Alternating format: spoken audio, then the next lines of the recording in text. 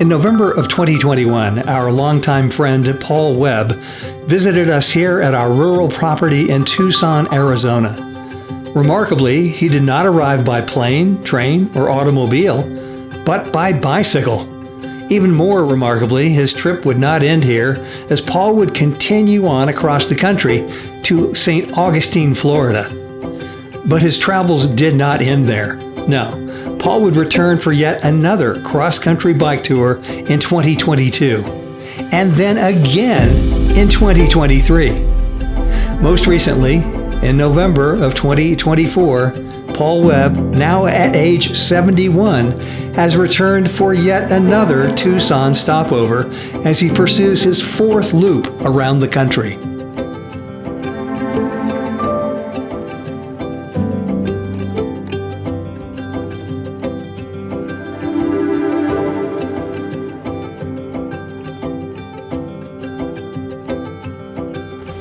Paul, here you are again, man. What is this, the fourth round? Fourth round, exactly, or loop. We call them loops. And so when did you start this fourth one? November 3rd, 2024. Okay. And was that about when you'd start the other ones? The other This three? year, the annual charity event, or community event for the Challenged Athletes Foundation was pushed off by 2 weeks. Usually it's around October 21st. So this year they moved it up to November 1st, 2nd, and 3rd. It's a 3-day weekend event in San Diego. And so a little bit later start. I picked up a few days by doing longer intervals. Okay. And now I'm here in the studio right again. about the same time, right? Yeah, right about the same time. I remember when you first did this, did you think it was going to be a one-off? I thought the one-off was going to be just straight across To New Jersey. To New Jersey. Yeah. That was the high school reunion in 2021. And so the summer of 2021, when I returned, I got hooked. And that started the next one-off, which would have been San Diego to Jacksonville, Florida. And while riding that loop, that stretch, that leg, I decided, why don't I just go around the country? Yeah, why not? That's what anybody would do. So I decided when I got to Jacksonville, Florida, I was going to make a left-hand turn, go up to Maine, and do the corners. Maine, Washington, and back to San Diego, finishing on the annual charity event.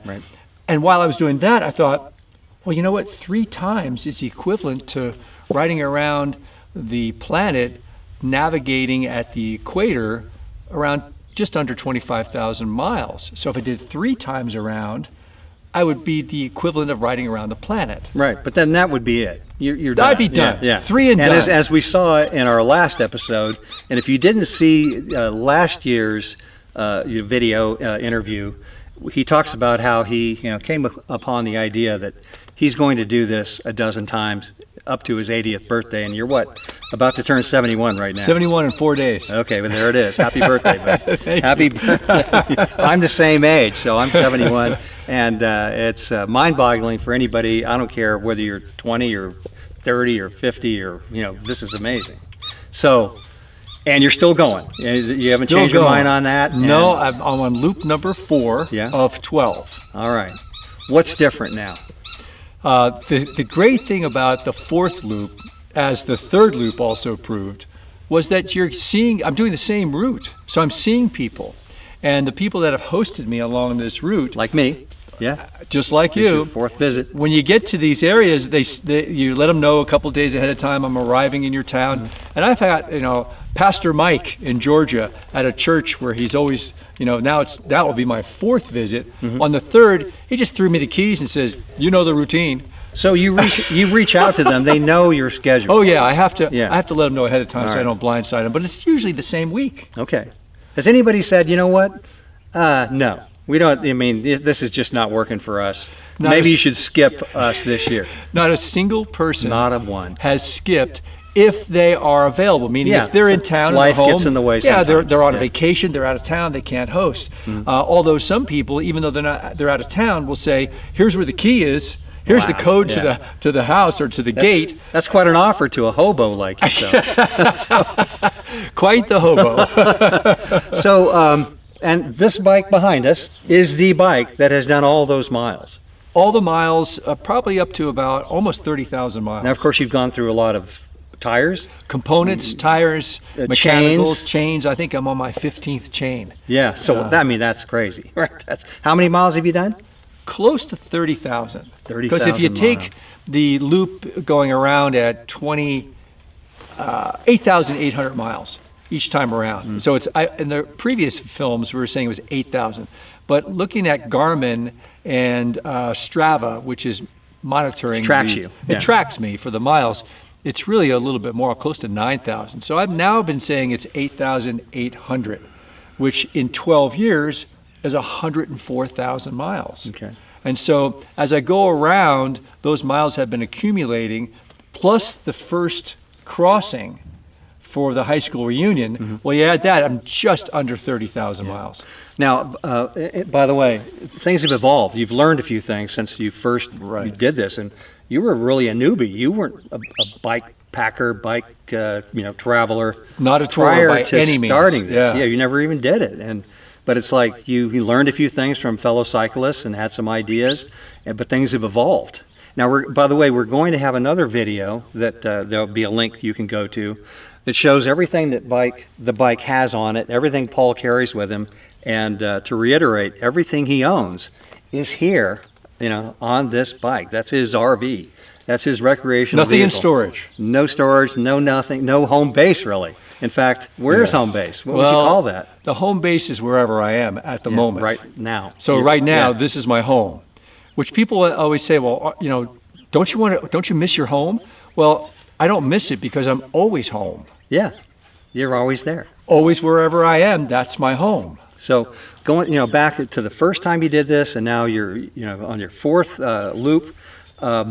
What have you learned primarily? Any big, takeaways that you might not have thought about? I think the largest takeaway is that people now know me. They're aware of my needs.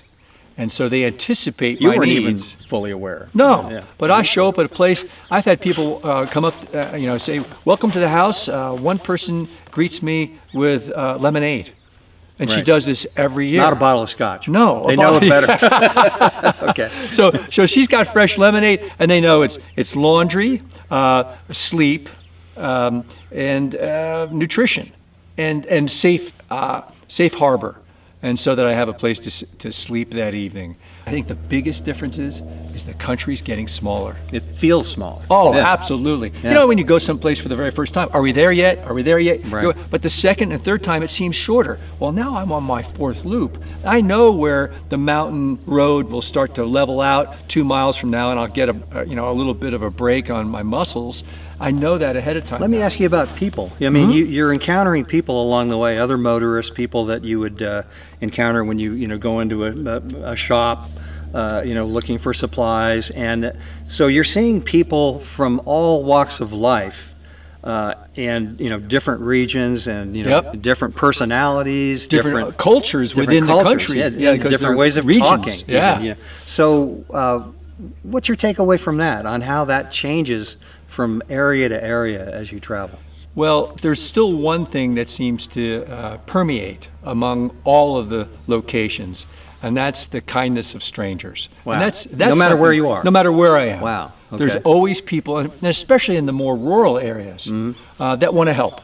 And by the way, this is kind of a rural area. We're outside of Tucson, Arizona, which is kind of a major city, but we're like about a half hour outside of that, on multiple acres out here. Right. So this is rural, but you're talking super extreme rural at times. Yeah, some places where it's 130 miles between gas stations. Yeah. Wow. And those are pretty rare. Yeah. But generally in the United States, traveling on these major routes, you're never more than 45, 50 miles away to some type of a retail gas station. On a bike, though, that's quite a distance. It can be, especially if it's headwinds. Now, and if you're running out of water, you sometimes are kind of stuck to where you can't carry gallon after gallon on this rig. That's not going to happen. So what happens when you're in the middle of nowhere and there's no stores, gas stations, faucets, just what do you do? That's a great question, because I've had this happen now 7 times. Okay. that I've been able to You remember. know it's going to happen. I know because it's going to You can't happen. carry that much. Especially if you have a very dry 90-degree weather headwind. And even though you're drinking on a regular timetable, it just you dehydrate. Right. And so standing on the side of the road. So you're preventive in how you drink. You don't wait till you're thirsty. Oh no, I have a timer. I put Okay. a 15-minute timer on that makes me stop and prevent sip. dehydration. So I'm Yeah. proactive Yeah. in my hydration. Got it. Right, and there have been times where if there's a residence on the side of the road, I'll actually go up and knock on the door. I say knock on the door. I stay away from the front door and I yell out, "Hello!" because I'm not quite You don't want to sure. startle people out I in don't the middle want of to startle nowhere. Yeah, people, exactly. You might get some shotgun activity. So that's going. helped. But when you run out of water on the side of a road and you're a cyclist, if you turn your bottle upside down and stand there, It's obvious what you mean. people Yeah. will help. They'll Yeah. stop. And everybody today has And again, water. you know, you don't look like a threat. Your bike Correct. is right there. They know who you are, what you're up to. You know. Correct. Yeah. And that's not a happened threatening scenario. every time people will Is it completely usually fill big me up. rigs, or is it Both. just people in? Yeah, truck drivers Campers and your or 18-wheelers. Yeah, those people are on the road all the time. They all have gallons and gallons of water. Okay. And so that's all I need to get me to the next place to fill up. So going back a little bit, obviously, you're in kind of some dicey situations, weather-wise. I mean, sometimes bad weather, sometimes really good weather, sometimes a lot of traffic. You probably have hail even at times and lightning. How do you take care of yourself? How do you? Well, it's Navigate maintaining my core temperature. And so even though it may be 41 degrees, heavy rain where the cars have to pull off the road because the windshield wipers won't go fast enough to keep the visibility for the drivers. And those times, I've actually keep riding. I'm able to ride, and I like the weather challenge. And so as long as my core is dry, and so there are times when the layering that I have, as I lean forward, there's nothing wet against my skin. And that keeps my core temperature comfortable, and I'm not shivering. I would be concerned about traction issues.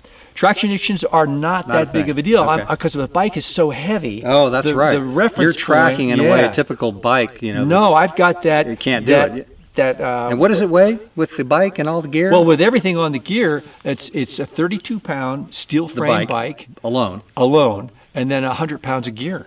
Wow. Yeah, I've measured it many times. It's 100 pounds, Yeah. and I'm 151. All right, so that bike's going to stay down. It's down. So traction is not a concern, but the white line is. So Then it gets whenever the slick. white line You hit gets that, yeah, slick, yeah, yeah. and so you know that ahead. You never ride on the white line. Even times when it's dry out, you never do because the chance that there might be something on it that would make Oil the or tire, what have you, whatever. yeah. So traction's not a concern as much as visibility. And that's where I have my ski goggles. Okay. And so the ski goggles able to keep, and people say, don't they fog up? No, they have such, they're so far away from my face, there's such air going through, they never fog. And it's also sun protection. I'm surprised that hasn't kind of caught on. You think it would Never catch seen on anybody, because yeah. it makes so much sense. It's like I've always used cycling. I'm a longtime cyclist myself, but I've used those, Blades. Standard blade type, Exactly. glasses. But it seems like you're in, especially with going through the different kinds of weather you go through, that this is a superior concept. Now it may be a little heavier, but what's an ounce or two, really? Exactly. For what you get in return. Well, 100%, the goggles are one of the sponsors that I have. And okay. they provide the They don't ski sell goggles. these typically to cyclists, though. No, Yeah. they sell them to Skiers. Motorcyclists. Oh, really? That's where they started. Oh. They started their career supplying Okay. goggles for motocross. Motocross is their industry. Got it. And Okay. so the clothing that I wear is a sponsor. The goggles are a sponsor. The bike, and these are all sponsors that get branding while I'm riding. At the same time, I've influenced sales. People have come up to me and said, what kind of helmet is that? What kind of goggles are those? And next thing I know, the sponsor who has given me the equipment for branding visibility gets a phone call and someone's buying 9 of these products. okay. And so that's a wonderful thing to be able to provide to the sponsors, is that visibility and branding. Let's take a look at this. CAF, Challenge Athletes Foundation. this is the reason you're doing this, essentially. It's the why behind It's the why. my traveling. So tell us about that and how's it going? Of course, we covered this in the previous episode. Correct. Last year and the year, a couple years before that. This is our third interview. So we didn't interview you on one of the trips here. We thought, it's over, What else can we add? But you can add a lot. So how's that going with your with the charity? Right. Well, Challenged Athletes Foundation was introduced to me from a challenged athlete and a very famous mountain climber. And that got me involved so that now I am a full-time volunteer charity cyclist. And I'm a fundraiser. And I'm also bringing the awareness to areas where people who may be in need of a grant for specialized equipment, I'm able to help coach them on how to get the grant and the equipment, coaching, and travel expenses for them to compete and engage in sports. And who are these people that need these grants? I know the answer, but let's yes. let's get into These that. people are athletes that have physical challenges and disabilities, such as prosthetic needs or running blades or wheelchairs or specialized hand equipment so that they can play an active sport. And these things aren't cheap. No. And insurance doesn't cover there it that, is. Insurance right? doesn't cover it. They don't see it as though it's an insurable event. No, it's unfortunate. Yeah. So that expense plus the Veterans Division, Operation Rebound, the VA does a great job in areas. Wounded Warriors does a great job with providing a wheelchair. Do they work in tandem with CAF, or are they kind of separate? Yes and no, because you need a wheelchair to get around your house as a Wounded Warrior. Sure. They're on it. But you're not going to be running marathons. If you want to do a rolling marathon, no, you need to have a Kevlar customized chair for that. Which is not seen as a medical necessity. Yeah. VA won't cover it. Yeah. That's where Challenged Athletes Foundation All right, steps so that in. kicks in. Yeah, that kicks in. And then same thing with children who are wanting to participate in soccer. And need to. They need to feel part of the humanity. And we have a saying, you participate in sports, you participate in life. And that's what we're all about. Mm-hmm. And so this participation, every 2 years, they can reestablish a grant inquiry because they're outgrowing their equipment. Mm.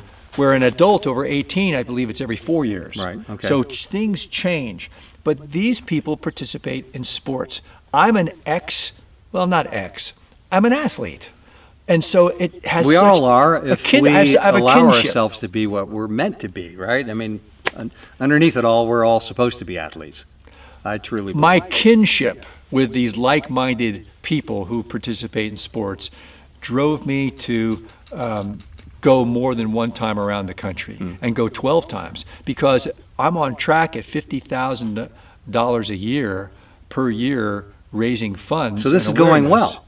It's going great. Yeah. Well, what I'm you on set track out to do is working. For 2033, a couple weeks before my 80th birthday, when I complete 12 years of this, I'm on track for $600,000 as a charity donation for this need for prosthetics and wheelchairs and coaching and travel expenses. I mean, just think about you're an athlete and you're whatever sport it is, and all of a sudden you get the phone call that a person ahead of you on the U.S. Paralympic team for some reason has to step out. And now you're chosen 3 weeks before the Paris Games. Well, all of a sudden you get the phone call, you're going to Paris. Well, who's going to pay for that airfare? Challenged Athletes Foundation steps in. Gotcha. And so that's the support. And so when I started watching the Olympics as a child, I was always inspired by the Olympic athletes.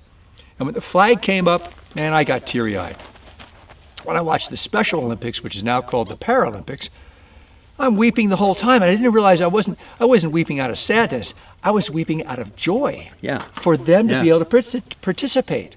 And so that joy now is extended through my ability, however weird it is, I can, at this age, ride 42 miles a day and have complete comfort. Day after day after day. Day after day with no days off. My longest is 67 days without a day off. So now I take about every 2.5 weeks. But people wait until the weekends, or when they have a holiday to get on their bikes and go. So you're always on a holiday. They're all day off. Every day is a day off for me. So in fact, in the Redwoods, gotten to the point you're at. Yeah, you know, coming to be down able the to do it. Redwoods, I left all my gear at a campground, and on a day off, I went and did a 28-mile bicycle loop to see other redwoods. Yeah, for entertainment. That's my day off.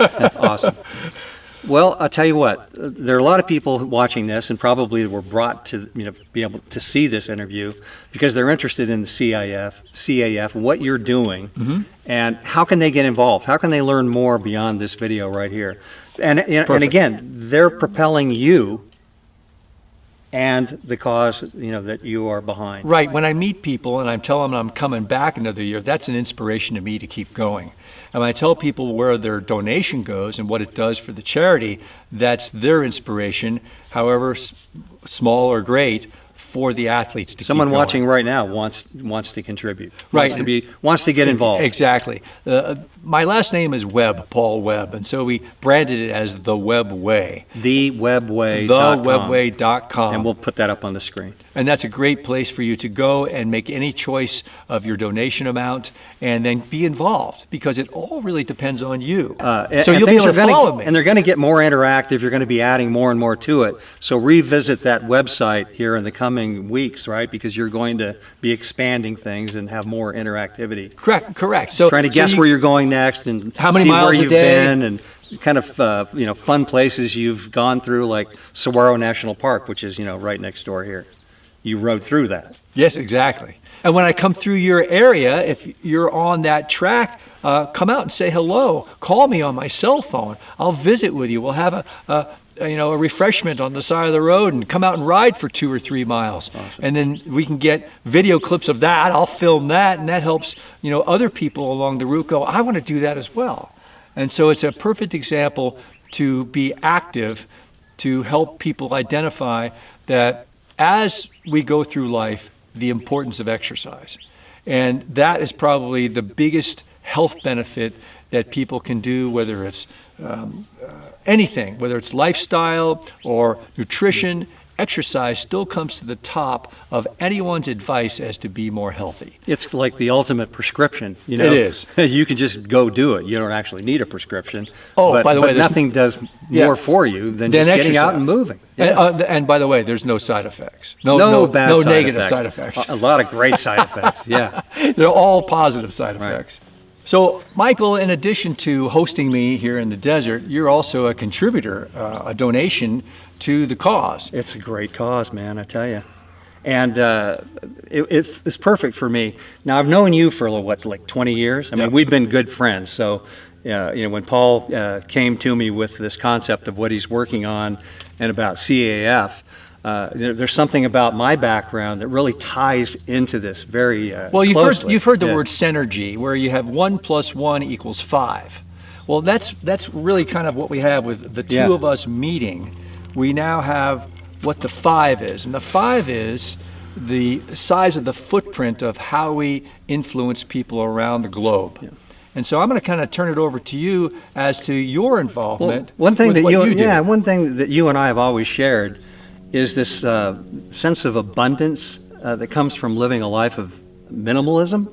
And of course, you figured out a way to slam dunk me on that category because, again, everything he has is right here. That's it. But for the longest time, I've lived this minimalist lifestyle. And again, minimalism isn't about not having anything, where you only have like one mug, and one shirt and one pair of, shoes. It's about having enough and realizing and recognizing the abundance that most of us already have. In fact, it doesn't matter whether you're relatively poor, middle class, rich, or even super rich. I mean, Steve Jobs was a classic minimalist. I mean, he owned nothing but what he considered to be the bare necessities. He had a big house, but there's no furniture in it. He drove, regular, cars that would just blend into the scenery. He didn't care about any kind of big show, or standing out. It didn't matter to him. And in fact, he even wore the same clothes every day. Well, the copies of the same thing, the turtleneck and the jeans, right? But that's all he wore because it just simplified and, would lend to his minimalist existence. And even Warren Buffett, one of the richest guys on the planet, he's a minimalist. He still lives in the house that he bought in Omaha back in like the late 1950s. and he drives an old car and eats at McDonald's like most days of the week. I mean, this is a minimalist despite his massive wealth, because he's focusing on, and minimalists focus on what really matters. So it isn't really about how much you have, what you have. It's that you recognize that there's a point where it's kind of like the Goldilocks. Oh, just right. Not just right. Not too much, not too little. It's just, and that varies from person to person. You know, for me, living out here rurally, it's just perfect for who I am, you know, and what's enough for me. You know, relatively modest home, and it's just been great. Now, this is where things get even more interesting. I was featured in a Netflix Emmy-nominated documentary film a couple years back called Less Is Now. In fact, we might even put the trailer to that film at the end in case anybody wanted to follow up and see that. Because it's all about how minimalism makes our lives easier, simpler, better, and just really develops more inner joy. So where does it really come from? Wait a minute, you said inner joy. Right. Inside. That's it. Not inner outer. Joy. Yeah. Not about look at me, look at my social media, look at my fancy vacation, look at my giant mansion. You know, it's not about that. It's inside. And you know, so I was so inspired by the message of the minimalists who produced this film that I reached out to them, and that's how I ended up in their film. But let's get back to CAF. So when it really comes down to it, what matters is that you have enough. I mean, if you have enough, you have more than most people. Most people don't have enough. They're always like, when I get that raise, you know, when I get the big car, when I get to Paris, you know, then I'll be happy. You know, no, it comes from inside. And so, but what is it that you really need ultimately? You know, good health. Like, you know, you're a great example. You have everything you need right here. You have enough, even though that's it. Correct. and I've never seen you happier. I've never seen you happier. So, but you have the necessities. You have a place to sleep. You have food. You have water. Your shelter is a little dicey, but it's shelter. But what if you didn't have legs? Oh, what if you're missing a hand? Missing a hand. That's where CAF, you know, or I lose my sight. Or your sight. I mean, any disability that makes you. And we take these things for granted. You know, we get up in the morning, we're walking around, we're getting the newspaper, we're driving the car, riding our bicycles, maybe go for a run. What if you didn't have the ability to do that? Well, CAF fills that gap. I remember one of the challenged athletes was going to help me on my visit to his location, and he was going to pick me up in his car. I called him on the phone, make sure he was going to be arriving on time. He goes, "Yeah, I'll be right there. I just have to put it on my legs." Yeah, and for him, that's just like putting on a pair of shoes. Yeah, that's just part of my life. That's the but world. He has that access, and that's from the Challenged Athletes And again, Foundation. that you can't get that easily unless you're rich, you know, off the top, and again, insurance doesn't cover that kind of thing. Right, but CAF steps in. Yeah, which is So the blend between the overall culture of minimalism and the idea of support having enough, of Challenged Athletes Foundation makes a great blend. Fills that amazing gap. There's a reason why the two of us have met. Oh, no doubt. Yeah. To bring us to this point where the viewers watching this can see, wow, there is such a need for people that are challenged physically to get just to the minimum amount of what's the word of being mobile? Self-sufficient. Ambulatory? Yeah. Ambulatory, I think is the word, to where they are self-sufficient and able to live a life with limb support. And even beyond that, to actually go out and compete, you know, That's which is the cool thing, 'cause that inspires that's others. life force, right? Yeah. Yeah. So, and so the minimalist that you're doing now, what's your involvement now with the minimalist and that culture? well, it's funny, you know, the minimalists, and we'll put them up on the screen here, and you can find them at theminimalists.com. And these guys are like the age of my kids. They're in their early 40s. And I'm the old fart in the film and in their whole sphere, you know, because I'm, again, 71. And most people who are 71, they kind of stop. They're like, you know, as you get older, even into your 50s and 60s, you slow down And and you just don't have that life force behind you that you used to have. You don't realize that we can keep it going, right? So these minimalist guys kind of see me as the old codger, the old wise guy. But the fact is that any of us can just improve our lives by realizing, taking stock of what really matters versus what's kind of illusionary. And that's what these guys are all about. And they still have a very big social footprint. They have over 20 million followers. And Wow. again, this film was Emmy nominated and ran on, and it's running right now on Netflix, but they have over 300 million subscribers. So, wow. And their cause is similar to the Challenged they want to Athletes bring joy to Foundation. people. There it is. They both yeah. have the joy element Exactly. as two different causes. And you and I are the bridge now between the two of them. I believe that's just makes perfect sense. Yeah. So as we wrap this up, Michael, you can see there's a great combination between you and your skills, my skills on a bicycle, your passion about the minimalist is a great blend with the Challenged Athletes Foundation. Ultimately, it's like I believe all of us could be happier, have more inner joy, just by what is available and also by helping each other. I believe it's our mission to help one another, which is why I'm so drawn to helping you in any way I can, because it reaches out far beyond what you're doing yourself. And not only for CAF, which is an amazing cause, but for just ordinary people realizing, hey, if this guy can ride, this old fart can ride all around the country, maybe I could go down to the corner store, On a bicycle, or walk. on a bicycle, or go for a walk, and just move more.